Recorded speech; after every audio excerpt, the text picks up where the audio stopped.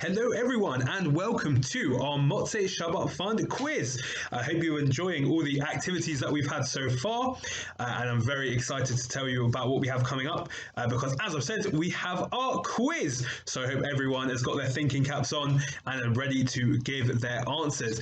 So you'll see in your booklet that we have space for you to give your answers. We're going to have 5 rounds for the quiz.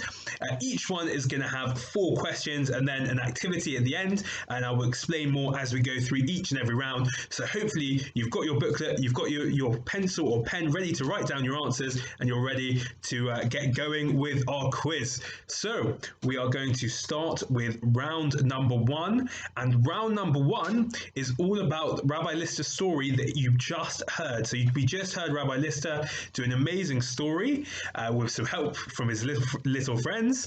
And now we're going to ask questions all about the story that he told. So get ready, and we have now question 1. And question 1 is, what was the name of the twins in that story? What was the name of the twins in the story that Rabbi Lister told? That is question 1. Question 2. What was the name of the parents in that story? So we just asked about the twins, but now question 2, what was the name of the parents in that story? Moving on to question 3. What animal was Esav in the story? What animal was Esav in the story? So I'm really asking, what was the character that Rabbi Lister used to play Esav in his story? Question 4. Why was Esav so tired and hungry? So if you remember in the story, Esav came in and he was very tired and hungry. Why was that? Why was he so tired and hungry? Okay, I'm going to go through each of those questions one more time.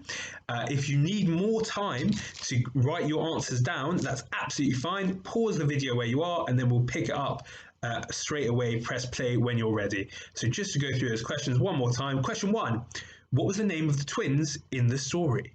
Question 2, what was the name of the parents in the story? Question 3, what animal was Esav in the story?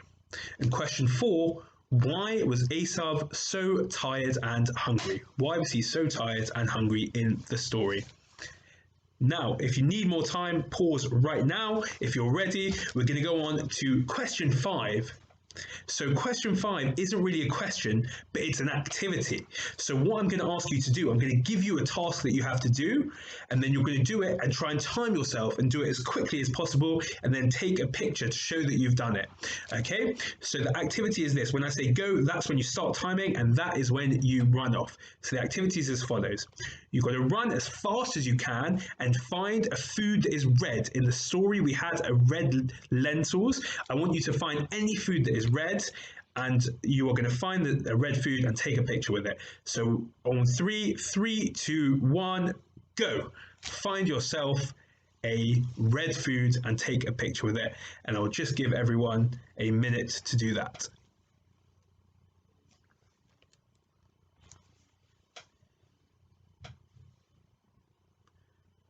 Once again, feel free to pause the video at any point if you need more time. In a second, we are going to go on to round number 2. I will just give a few more seconds for everyone to finish off that activity. But as I've said, you can feel free to pause the video if you need more time, and you can take things at your own time. So there's absolutely no rush.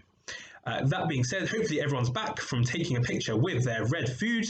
And we can now start round number 2. So well done to everyone for finishing round number 1. I hope you all got the answers right. Hope you've all got them written down. And now we're going on to round number 2, which is all about this week's Parsha. It's all about this week's Parsha. And by that, I meant the Parsha that we would have read in shul earlier today. Of course, we weren't in shul, but had we been there, the Parsha that we would have read earlier today. So question number 1. I hope you're all ready. What is the name of this week's Parsha? What is the name of this week's Parsha? You may notice the questions will get from easy to hard as we go along from 1 to 2 to 3 to 4. So question 1, what is the name of this week's Parsha? Question 2, and listen carefully because there's a few options for this one. Who got married in this week's Parsha? Was it A, Abraham and Sarah, B, Yitzchak and Rivka, or C, Yaakov and Rachel? So question 2 is who got married in this week's Parsha? Was it A, Abraham and Sarah? Was it B, Yitzchak and Rivka? Or was it C, Yaakov and Rachel? Which one of those three got married in this week's Parsha? Moving on to question 3. What was Yitzchak doing in the field when Rivka first saw him? What was Yitzchak doing in a field when Rivka first saw him? What activity was he doing? It's question 3. And question 4, once again, listen carefully. It's quite a hard question and there's a few different options, so hopefully you'll get it right. How old was Sarah when she died? Was she 87, 107, or 127? How old was Sarah? How long did Sarah live? Was it 87 years, 107 years, or 127 years? What do you think the answer will be? And once again, we're going to read through all the questions from 1 to 4, so you have more time and you can hear the questions again. But once more, if you need more time, feel free to pause the video and then you can keep playing whenever you want. So, question 1, what is the name of this week's Parsha? Question 2, who got married in this week's Parsha? Was it Abraham and Sarah? Was it Yitzchak and Rivka? Or was it Yaakov and Rachel? Question 3, what was Yitzchak doing in a field when Rivka first saw him? And question 4, how long did Sarah live? Was it 87 years, 107 years, or 127 years? Hopefully everyone's had time and everyone's got all their answers written down for questions 1 to 4. We now move on to question 5, which once again isn't a question at all. It's actually an activity for you guys to do. I would recommend, because again, you're going to do really quickly. So I'd recommend as soon as I finish and say the word go, you pause the video so you have time to go and do the activity. And then when you come back, you can play it again. And that way you'll make sure that you don't miss anything at all. So again, when I say go, that's when you start. So, Sarah was famous for bringing light into the world.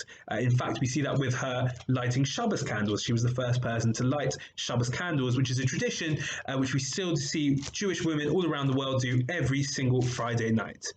So, when I say go, you have to go as quickly as you can to your nearest light and turn it off and then turn it on again. And make sure you get a picture of yourself so we know that you've done it. So quickly go to your nearest light and turn it off and on again. 3, and just before you do that, remember to pause the video so you don't miss the next round. So pause the video when I say go. 3, 2, 1, go. And hopefully everyone has now returned. Everyone has now returned from that activity. Hopefully everyone did it really quickly and you've got to make sure you do it as quickly as you possibly can. And with that, we will now move on to round 3. And round 3 is all about animals. Now, the reason we're doing an animal round is, as you might have seen, and I'm not going to tell you any more than this because it actually features in this round. As you might have seen, there is a specific animal that features in this week's Parsha, and that's what's inspired us to make sure we do animals. So round number 3 is animals, and once again, we'll be starting now. Make sure to take your time and feel free to pause at any point if you need more time. Question 1. What type of animals are the biggest in the world? What animals are the biggest in the world? Question 2. Which animal runs the fastest? Which animal runs the fastest? Question 3. Which animal features in this week's Parsha? There we go, we mentioned it before. We said that's why we're doing the animals. Which animal features in this week's Parsha? And the clue, by the way, is that we've already seen it in this activity booklet. I'm not going to tell you more than that, but we've already seen it in this week's activity booklet. So hopefully that will jog your memories and you'll remember which animal features in this week's Parsha. And question 4, which animal, of all the animals in the world, has the most teeth? Which animal has the most teeth? Is it A, humans, B, tigers, or C, snails? So which animal has the most teeth? Is it humans, tigers, or snails? Now I'm going to run through all those questions from 1 to 4 again, once more. If you need more time before we get to the activity, remember to pause your camera, pause the video, and that way you'll be able to do it and have as much time as you need. So question 1, what animals are the biggest in the world? Question 2, what animals run the fastest? What are the fastest animals? Question 3, which animal features in this week's Parsha? And the clue was we've already seen them before in the activity booklet. Question 4, which animal has the most teeth? Humans, tigers, or snails? That is the questions we've had so far. And now the next thing is going to be our the task that we have to do at the end of this round, and this one really requires a video, so if you have a parent there to video you, make sure you do. If not, just do it for the people in the room, and that's absolutely fine. And once again, once I've said go, you want to do it as best and as quickly as possible, but before you do, make sure you pause the video so that when we're ready to start round 4, you don't miss anything. So this task that you have to do is to do your best impression of your favorite animal. To do the best impression of your favorite animal, and hopefully once you've done that, we'll be able to work out which animal you are doing an impression of. So when I say go, you're going to pause the video and then do that. 3, 2, 1, go! And hopefully everyone has now done that. Hopefully that was a lot of fun for everyone, for everyone to get involved and do their best animal impressions, their favourite animal as well, so that should be a lot of fun. We move on now to round number 4. We only have 2 more rounds to go, guys, and we're moving on to round number 4. And round number 4 is all about food. So we're going to have fun with that. Round number 4 is all about food, and we're going to start now with question 1. So question 1, what special food did Sarah make for Shabbat? What special food did Sarah make for Shabbat? And the clue is we still make it and have it every Shabbat till this very day. But Sarah was the first one. What food do we have? Question 2, what makes a land animal kosher? So what makes a land animal, what features make it kosher? There are 2 that we're looking for. Not an easy question, but if you know it, it's very impressive. So give it your best shot. What makes a land animal kosher? Question 3, which food was mentioned in this week's Sedra? Which food was mentioned in this week's Sedra? And to give a clue, it was mentioned as well in Rabbi Lister's story that he told. So that's another clue for you. We spoke about it also earlier in the quiz. What food was mentioned in this week's Sedra? And finally, question 4, which fruit do we eat on Rosh Hashanah? Which fruit do we eat on Rosh Hashanah? To try and give you a clue, you may remember it was a little while ago now. On Rosh Hashanah, we have a tradition to eat this fruit because it has a lot of seeds, and we say that our good deeds should be like the seeds of this particular fruit. That's your clue. Which fruit is it that we eat on Rosh Hashanah? Now, once again, we're going to run through all 4 questions we've just done. If you need more time, feel free to pause the video. And like I say, do it in your own time. Don't want anyone to feel rushed at all. Now, question 1 was, what special food did Sarah make for Shabbat? Question 2, what makes a land animal kosher? Question 3, which food was mentioned in this week's Sedra? And question 4, which fruit do we eat on Rosh Hashanah? Which fruit do we eat on Rosh Hashanah? Hopefully everyone has written down all their answers to that question and is ready to have fun and partake in our next task. And our task for this round is another one. You've got to be as quick as possible. When I say go, you've got to time yourselves, and you've got to take a picture at the end, and you've got to be as quick as possible. But before that, remember to pause the video so you don't miss the start of the next round. So this task is to get your favorite food and have a picture of your favorite food. Don't necessarily eat it unless your parents are okay with that, but make sure you have a picture of your favorite food that you have in your house right now. So 3, 2, 1, pause the video and go.